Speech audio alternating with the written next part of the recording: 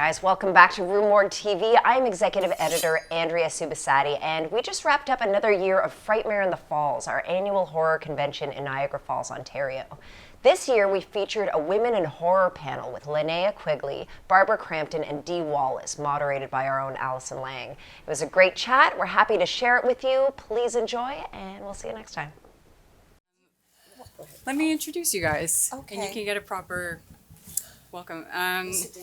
Oh, yes. Oh, okay.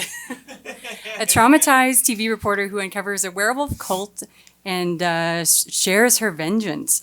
A psychiatrist who sheds her earthly bonds of sanity and reason while exploring the outer reaches of reality. A nihilistic, death-obsessed punk rocker with a bump and grind that literally raises the dead.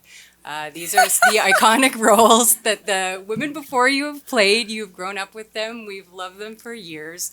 Please welcome Dee Wallace, Barbara CRAMPTON, and LINNEA QUIGLEY.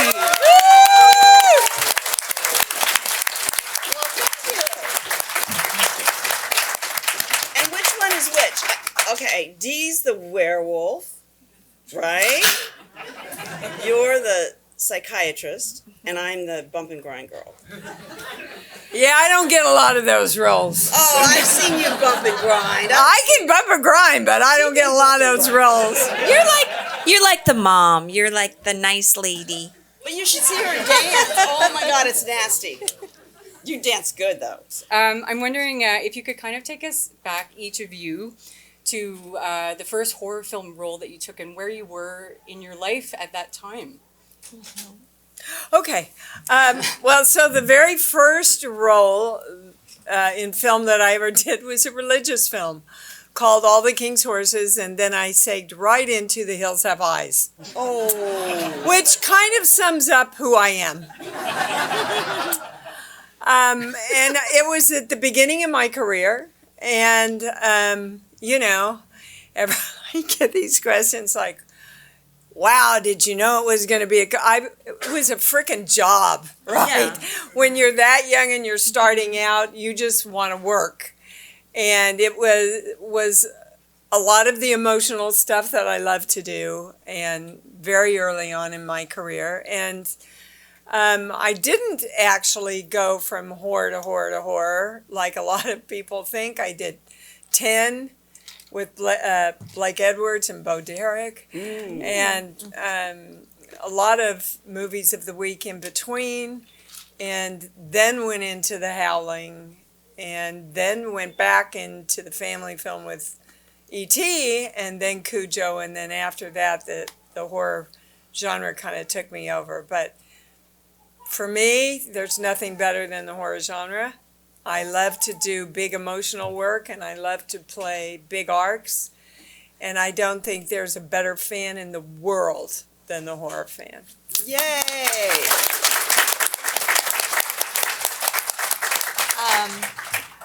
Well, I went to school for theater, and I moved to New York City, and I thought I was going to do theater, and that was going to be my life. But somehow I found myself moving to Los Angeles, and really, I was just a fan of movies. I didn't think that I was going to end up a horror actress. I just wanted to act. I loved acting. When I was younger, I used to watch The $1 Million Movie. Every day after school, I would come home, and on Channel 11, there was always a movie with Miriam Hopkins or Bette Davis.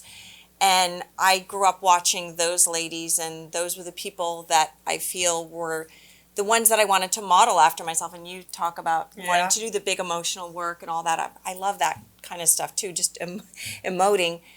And I guess the first, I did some work on some soap operas, and then my first job, I think, was a very small part in Body Double.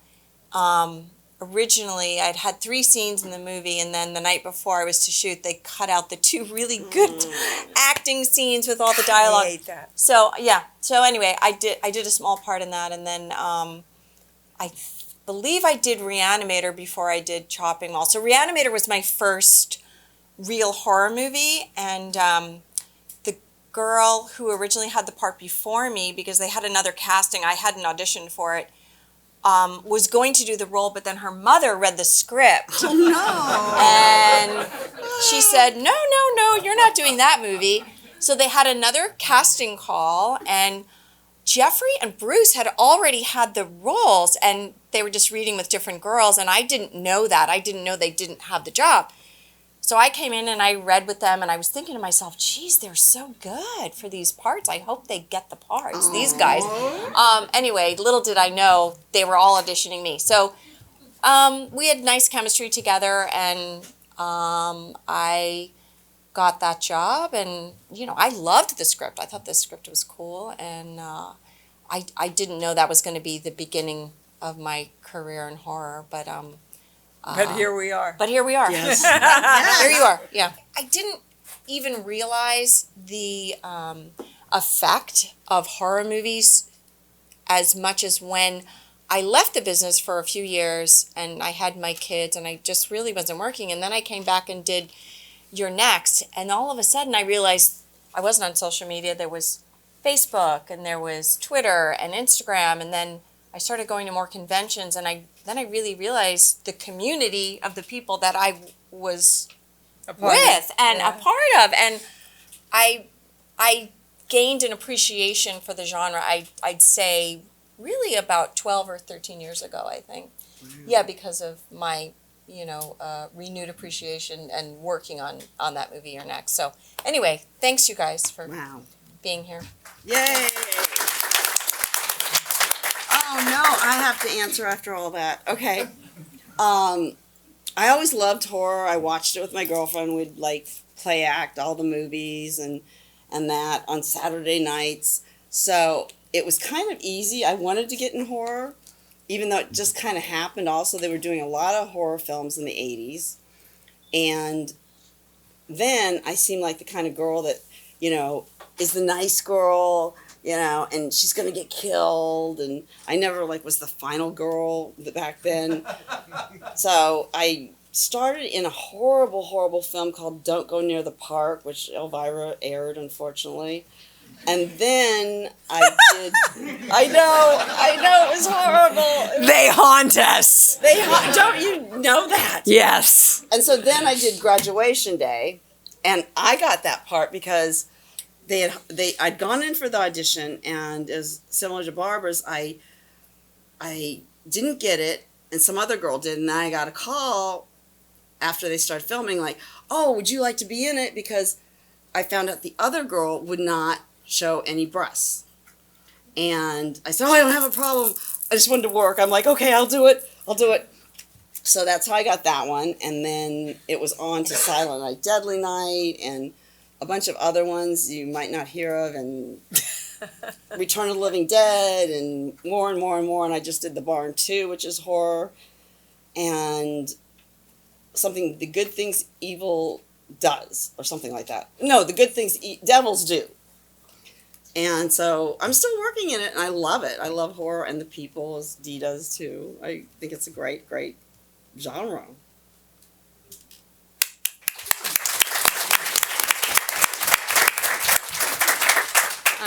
My next question, and you don't feel free to answer all in sequence, if there's stuff that because I know you guys have interject, or if you have overlap. But I guess my question is for Dee specifically. You talked about how you really enjoy emotional, challenging roles. What? Whoa! Sorry. You're scary. Sorry. I do comedy too. Really? Sorry. That's okay. I wanted to talk to you about Cujo, because whenever people say to me that, horror movie roles for women, in the 80s were superficial and lacking in depth, and, I think about Cujo and I'm like, that is the most intense performance I think I've seen, in a really long time. And I rewatched it, and it still has all of that power. Thank you. And it's amazing. And I just wonder, could you tell me what it was like sort of emotionally going to that place? Because you filmed it before you were a mom, is that correct? Uh-huh. So that's amazing. But I had a mom. But you had a mom, yeah. I had a good model Yeah. to follow. Well, Cujo was the hardest thing I've ever done, bar none. But I would take issue with that. I think the roles in the 80s were offered women the most opportunity to eat the scenery. People complained about it. They said women aren't strong in these films. Well, we were strong. We were just strong as victims. Exactly. You know, thank you so much. But, you know, we were more victims back in the 80s. Societal. We were. And all the movies of the week and everything I did were all about battered wives, you know, and wives of alcoholics. And so we had a lot of opportunity to explore a lot of really serious issues, but we did it as victims. Now all the women's roles on TV are cops, if you've noticed. That's true. You know, and that's great, but they aren't allowed to play the emotional life that we had in those roles back in the 80s, I feel. Anyway. Cujo's my favorite film, hardest thing I've ever done. It's my favorite film of yours too, Dee. I've told you Thank that you. before. I love you Thank in that you. movie so much. Thank you. Yeah. What was the worst part about it? The fucking car. Just being in the car. It must have been hot in that car. Dear God, no, we were freezing in the car. Oh, you were free? I didn't know that. Yeah, we were shooting in Northern California in November. Oh. And it was really cold, so I looked over during one scene and Danny is going, and so I went to Lewis, I said, isn't there any way we can rig a heater in the front of the car? So finally they did. Yeah, the dogs, I want you to know, were much more better taken care of than I was. There were 13 real dogs that played Cujo. Wow. They were all trained to go after toys. So on action, the trainer would go, dig for your toy, and the dogs would go, right? But we had to tie their tails down because it was all a big game for them. So the dogs were so well taken care of that the trainer even slept in the barn with them. Oh, There were 13 dogs, 1 D. And but you know, I'm so incredibly proud of my work in that film. I feel like I went probably as far as I could ever go. Hopefully as truthfully as I could do that, because that's my job for you guys, is to be truthful. And it's really challenging in horror films not to want to act, to be real and go, really, really, what would I do in this moment looking at a werewolf, right? So thank you for bringing that film up, because yeah, it's a great one. thank you. Yay! Yeah, you know, it's interesting you talk about people being victims in the 80s. I guess we were, you know, a lot of slasher movies and people being the final girl and whatever, or not being the final girl and getting killed.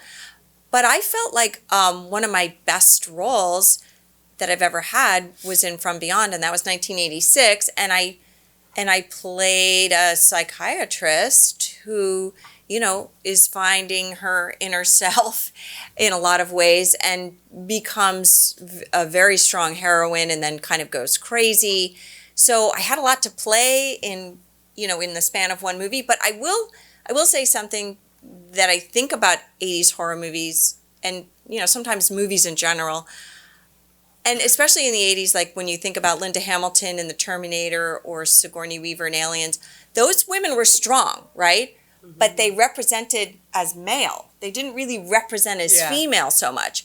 So I felt like even when I did From Beyond, I noticed that I was really a woman in that movie. So for me, I felt like it was kind of groundbreaking at that time. And what's interesting today, because of the Me Too movement and, you know, people really digging in and saying, look, women, you know, we think we're equal, but we're really not. Look where we're not equal in pay and, you know, equal in politics and a lot of other areas. Thank you. In our country, I don't want to be equal in politics right now. Thank you very much. No, that's right. Well, we don't have to talk about politics, but it'd be, you know, nice if, you know, maybe there was a woman that could eventually get elected president. I don't know what your politics are, but you know what I'm saying. But what I've noticed lately is that, like when I hear about the development that people are going through with scripts and in Hollywood and, you know, making movies, that people are talking about they really want women to be strong in something and then be even stronger. So it's kind of in right now in our society, you know, to look at women as being strong and capable, and that is being reflected into what kinds of movies Hollywood is making right now, and TV shows, maybe as cops and, you know, whatever else. But I do think there's a little bit of a shift, which is nice for us. Yeah. I'm open. Yeah.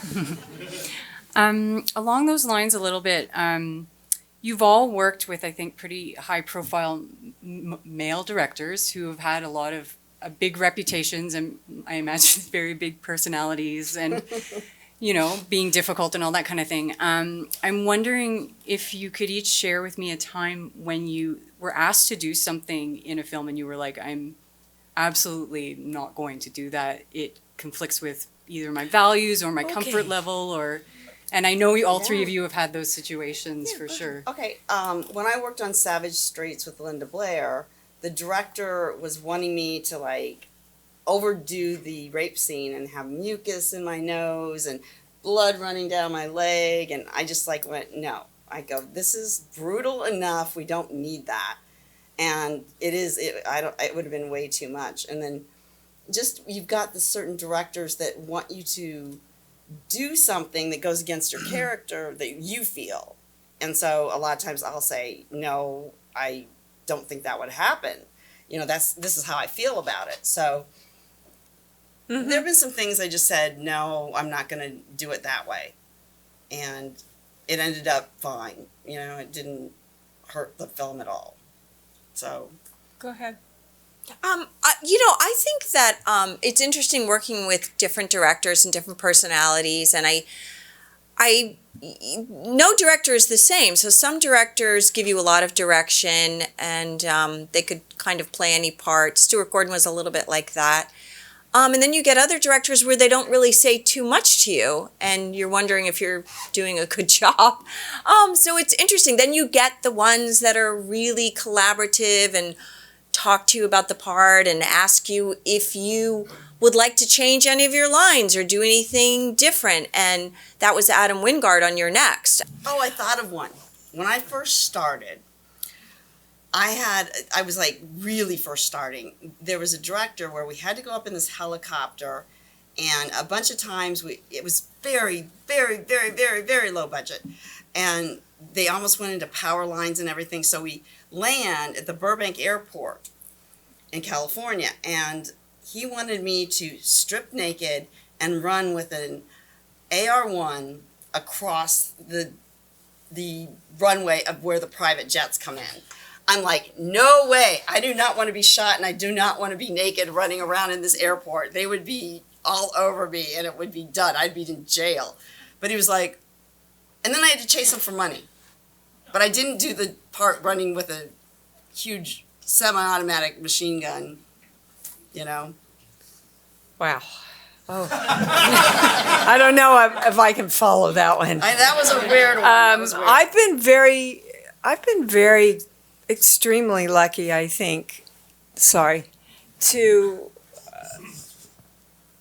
work with producers who really, I never talk about it from the point of view of Dee.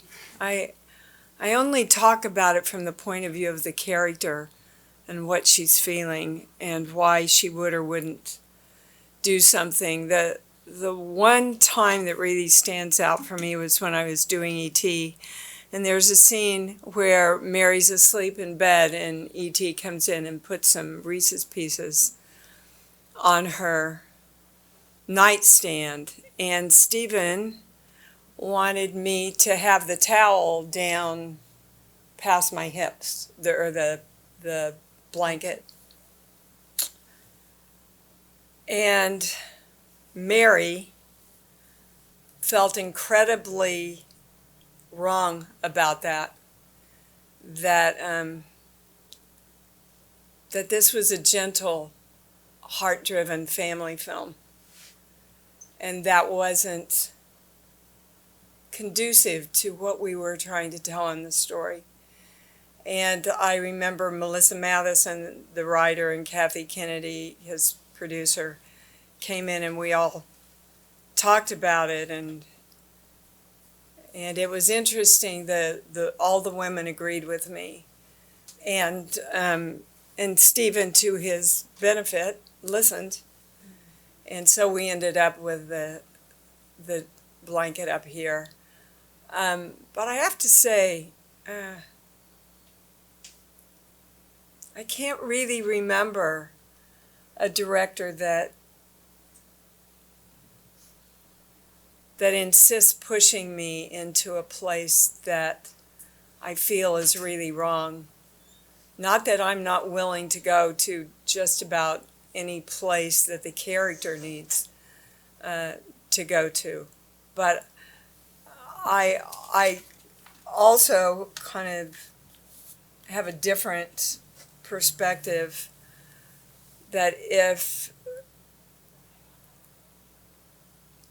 I feel that it's strongly against what my character would or should do, or it greatly offends me, that you as the audience don't look at the screen and go, well, the director made her do it.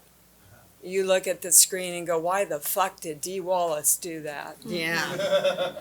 So I always speak up when it's that strong instinct within me to honor the integrity of what I'm doing. Yay.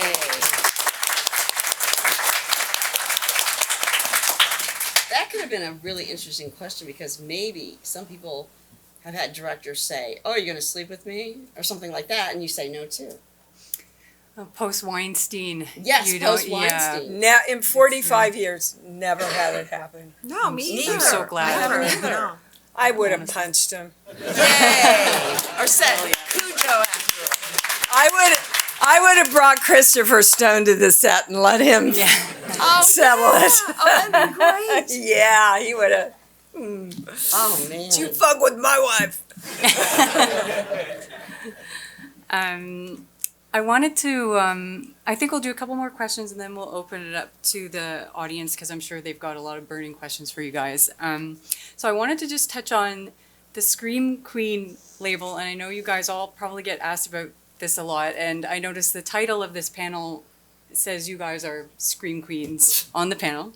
Barbara wrote an excellent piece for Birth Movies Death, I think a few years ago. Yeah, and you both commented as well. I And got you both made comments on it, about, right. remember? Yeah. Yeah. Just about how you felt the label was very Yeah. reductive, and I think, you know, actors have spoken out about this before, but that was the first time I'd seen it so clearly articulated with evidence, and not that you need to have evidence, but you laid it out so clearly. And I'm just wondering, a few years later, it feels to me like there's almost a reclamation of that term. Like you have that show Scream Queens, you know, and Oh, that's a marketing tool. it is Yeah. very much Yeah. so. And I noticed when Jamie Lee Curtis came back with the new Halloween last year, she was referred to as a Scream Queen, but it was very reverent. It was very like, this is like we're so glad Yeah, she's back. I kind think of thing. when you guys use it, Yeah. you use it with honor, don't you? Yeah, and I wrote about that in the article too. If you want to read that article, just Google Barbara Crampton. Don't call me a Scream Queen, and that's the name of the article. But Yeah. I know that it is said with reverence and respect and honor, but there's no equivalent for a male terminology for that, and I just felt like it potentially didn't really exemplify what women in the genre do, and the places, the deep places that we go, and the deep work that we do. 10 minutes. And so I just thought it was an opportunity to just look at that term and break it down and see where you're at with it. But when I talked to different people about it, some people were, even actresses, even you, I remember, said, I don't mind if people call me that. You know, I take that, and I know it's said with respect and honor to me. So, but to me, it just feels like something that is reductive and doesn't really exemplify what women do. Well, and today. I think we don't want to be limited. Yeah, by it doesn't limiting. You know, True, there's yeah. a part of my career that's definitely Scream Queen, and there's a lot of other pockets that aren't. Mm-hmm. You know? Oh, yeah. I just wanted to sort of wind things up. With regards to the way horror has evolved now, you have all had kind of, I mean, Linnea, you are so prolific. I think I looked at your IMDb and you have like 8 movies in development right now, for God, sure. And Barbara and Dee, you've had so much resurgence over the past few years, and it's been so nice seeing directors like Rob Zombie and Adam Wingard, you know, acknowledging that and making roles for you. And they're great roles, and they're so satisfying to see. And the audience service and satisfaction, seeing you guys doing that is tremendous. And I'm just wondering, do you like the way horror is going now from your vantage point with, you know, the revival, bringing people back from the 80s, 70s, and 80s, but also forging new ground with Gigi Salguero? Mm-hmm. And Barbara, I know you've really praised the movie Raw. Mm-hmm. In the past, like, you know, there's like, and Jennifer Kent, like, there's just such an upswing of really powerful female directors that are finally starting to come up. It's kind of a really interesting time. How do you guys feel about what you're seeing from your vantage point?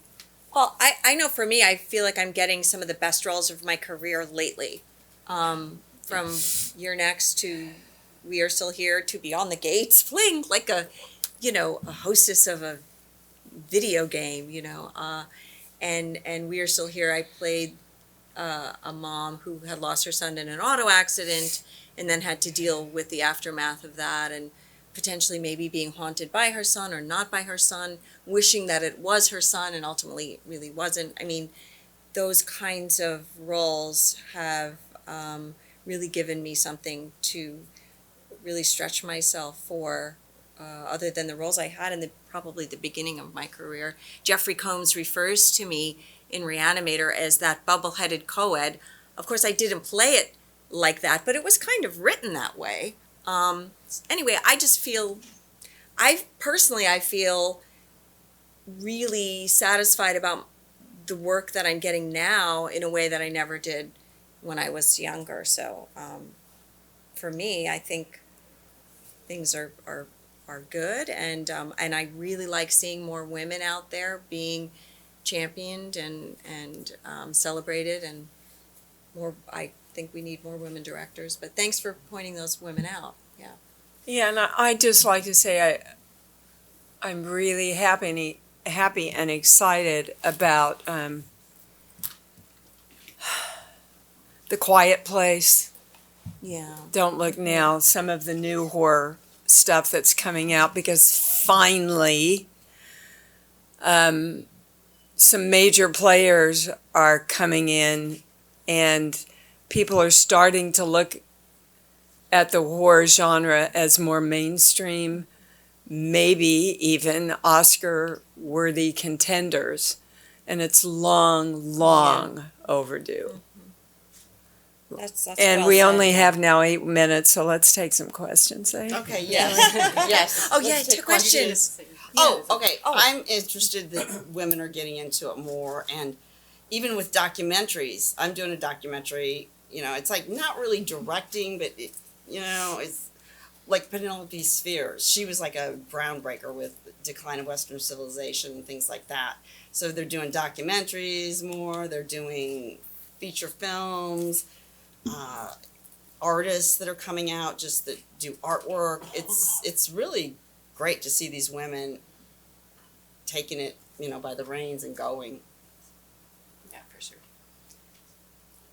Yes. This is all three of you, at any point in your career, have you ever been genuinely scared on screen? No. No. I've That's been so funny. scared because of like where you have to do things like fight scenes or Yeah. like if they're saying, oh, get next to that river or that ledge or something like that. That scares me. But the monsters don't. No.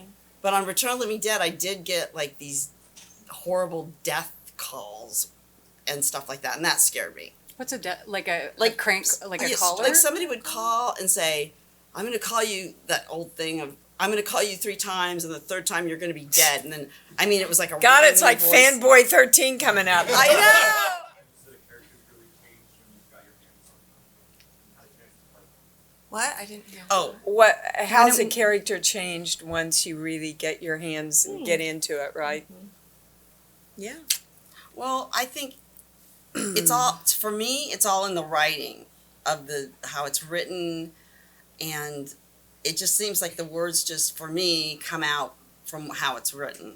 So I don't know what they had in mind, but I just make it mine by doing that. I read a part and I read a whole script and I get a feeling or a sense of how I would play a particular character.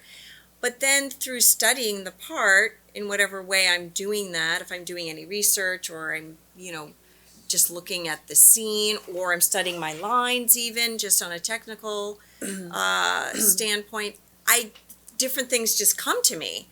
And sometimes it changes a lot. Like I'll think that I'm going to play a scene a certain way, and then I'll change my mind many times before I get on set.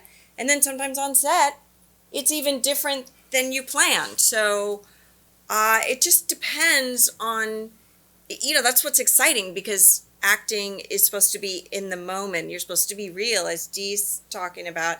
So, sometimes you never know what the final product is going to look like. Really, you have a sense, Never an know. idea, but it's usually different than when I first think about, oh, I'm going to do it like this, and then I allow myself to make a lot of decisions and change my mind a lot. So I'll be quick because I see we're wrapping up. She looks worried. The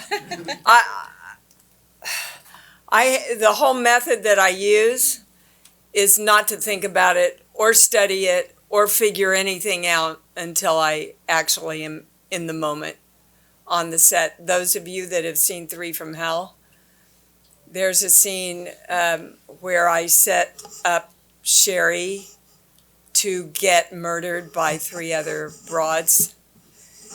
And that doesn't happen. The tables get turned. Hi.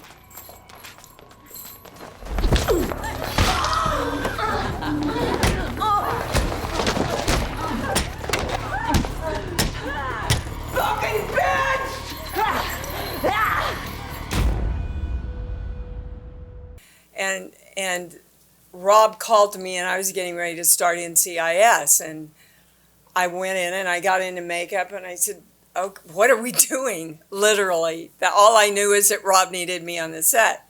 And they took me down to the set and he said, well, we're going to do a continuation of this thing we did the other day, which he's famous for, by the way, bringing you back. And I said, okay, well, you come in and you react and that's what we're doing. All right, let's go. And I said, Rob, wait a minute. Just give me something, and so he started talking to me and I went, all right, I got it. Just in that moment, I got how far out I could go in that moment, which he always gives you permission to do. And it's a crazy moment what happened to the character. Had I sat down and tried to figure that out, I would have never come up with it, ever. It's the same thing with penis breath. I would have never laughed at penis breath because I would have thought she's a mom and she needs to be, But when you're in the moment, you're that character, and that character does all kinds of shit that you wouldn't do. And that's the fun of it for me. I think we're going to wrap it up, but thank you so much. Thank you. Linnea, Barbara. You're amazing.